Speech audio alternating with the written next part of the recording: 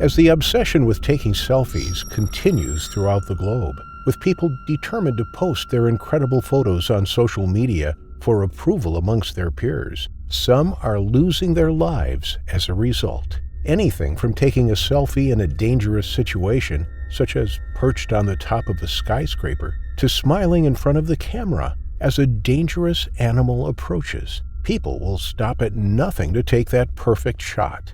In India's state of Odisha, 3 selfie-related deaths occurred in less than 6 months of each other. 2 resulted from being trampled by an elephant, and the third being mauled by a bear. When we think of India's dangerous wildlife, we immediately think of tigers, leopards, crocodiles, and perhaps several venomous snakes, but we don't often think of bears.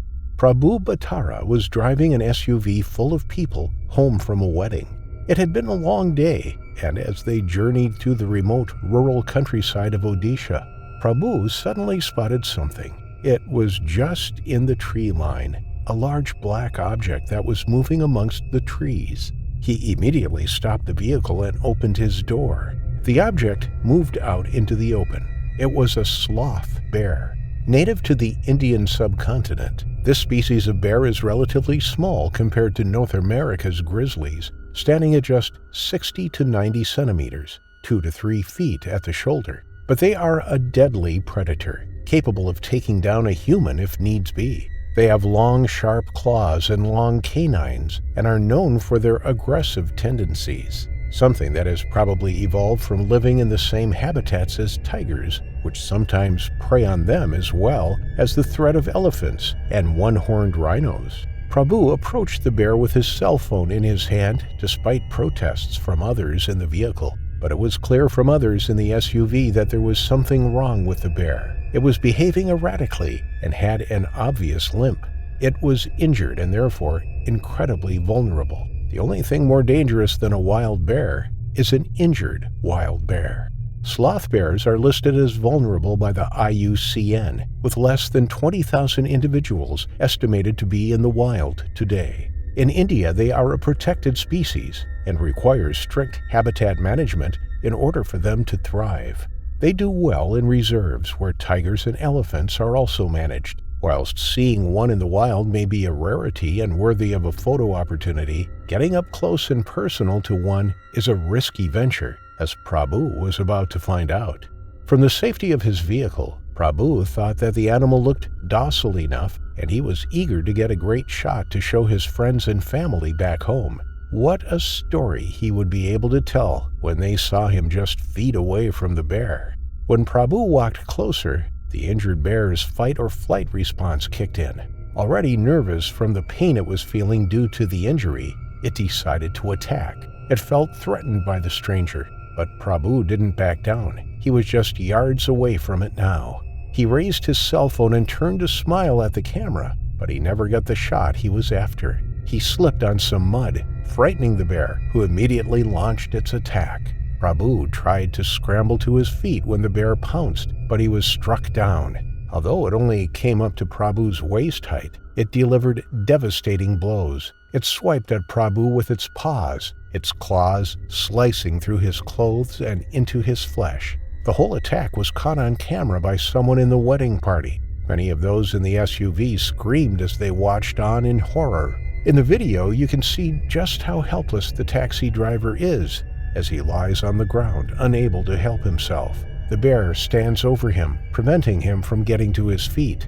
Members of the wedding party climbed out of the SUV and shuffled towards the bear. They were too frightened to step in, but shouted at the animals in an attempt to scare it away. Nobody wanted to be attacked, but they couldn't just stand by and watch a man being mauled to death by the bear. One woman bravely stepped closer to the bear and leaned over to pick up a stick. She threw it at the back of the bear, but the bear didn't flinch. It was too intent on attacking Prabhu. It seemed oblivious to the crowd that had gathered behind it.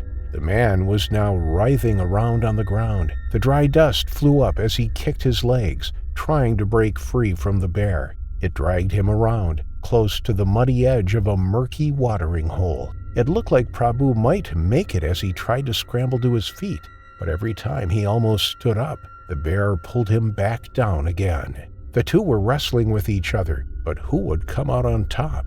The fight was agonizing for those who were watching on helplessly.